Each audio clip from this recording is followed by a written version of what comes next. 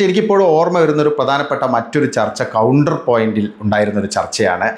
മനോരമയിലെ counter പോയിന്റിൽ Nisha പുരുഷോത്തമനായിരുന്നു anchor. Christian വിഷയവുമായി ബന്ധപ്പെട്ടൊരു ചർച്ചയാണ്. നരേന്ദ്രമോദി സർക്കാർ, അതായത് 2014 ആദ്യമായിട്ട് അധികാരത്തിൽ വന്നതിന് ശേഷമാണ് ഈ ചർച്ച, അധികമായിട്ടില്ലെന്ന് തോന്നുന്നു. ആ ഒരു ചർച്ചയിൽ പോൾ തേലക്കാടായിരുന്നു ഒരു അതിഥി. അതുകൂടാതെ ടി ജി മോഹൻദാസും ഉണ്ടായിരുന്നു. അപ്പോൾ പോൾ തേലക്കാട്ടച്ചൻ വലിയ രീതിയിൽ നരേന്ദ്രമോദിയെയും RSSനെയും BJP ഒക്കെ വിമർശിച്ച് പല കാര്യങ്ങളും പറഞ്ഞു. അല്പം മോശമായ രീതിയിൽ തന്നെയായിരുന്നു അദ്ദേഹത്തിൻ്റെ പദപ്രയോഗങ്ങളൊക്കെ, അല്ലെങ്കിൽ ആ രീതിയിലുള്ളൊരു സമീപനമാണ് തേലക്കാട് സ്വീകരിച്ചത്. നമുക്കറിയാം തേലക്കാട്ടിൻ്റെ ഒരു സ്റ്റൈൽ എന്താണെന്നുള്ളത്.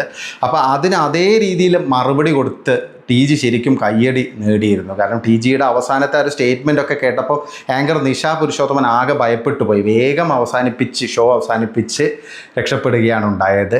പോൾ തേലക്കാട്ടച്ചൻ്റെ ആ ഒരു വാദങ്ങളൊക്കെ അദ്ദേഹം പൊളിച്ചടുക്കി അവസാനം പറയുകയും ചെയ്തു, കൂടുതൽ എന്നെക്കൊണ്ട് പറയിപ്പിക്കരുത്, കത്തോലിക്ക സഭയുടെ ചരിത്രമൊക്കെ ഞാൻ പറയാൻ തുടങ്ങിക്കഴിഞ്ഞാൽ പിന്നെ നിൽക്കില്ല എന്ന് പറഞ്ഞു. അതോടുകൂടി ആ ഷോ അവസാനിക്കുകയായിരുന്നു. തേലക്കാട്ടച്ചൻ അങ്ങനെയൊക്കെ സംസാരിക്കുന്നത് കരുതി കൂട്ടി ഒരു വർഗീയ പ്രശ്നം ഉണ്ടാക്കാനുള്ള തുടക്കമാണ്. എന്നിട്ട് അത് നരേന്ദ്രമോദിയുടെ തലയിൽ വയ്ക്കുക, ഇയാൾ വന്നപ്പോഴാണ് ഇത് ഉണ്ടായതെന്ന് പറയുക. വെറുതെ എന്നെ കൊണ്ട് മറ്റേത് ആ ഇറ്റാലിയൻ നാവികരുടെ വെടിവെപ്പും ആ സമയത്തെടുത്ത് നിലപാടും ഒക്കെ പറഞ്ഞ് ചുമ്മാ അലമ്പാകും കേട്ടോ. ഞാനുള്ള കാര്യം തലക്കാട്ടച്ചനോട് പറയാം, മര്യാദയ്ക്കാണെങ്കിൽ കൊള്ളാം, അല്ലെങ്കിൽ കത്തോലിക്ക സഭയുടെ ചരിത്രം ഞാൻ എടുത്തിട്ടാലുണ്ടല്ലോ എണീറ്റ് ഓടേണ്ടി വരും.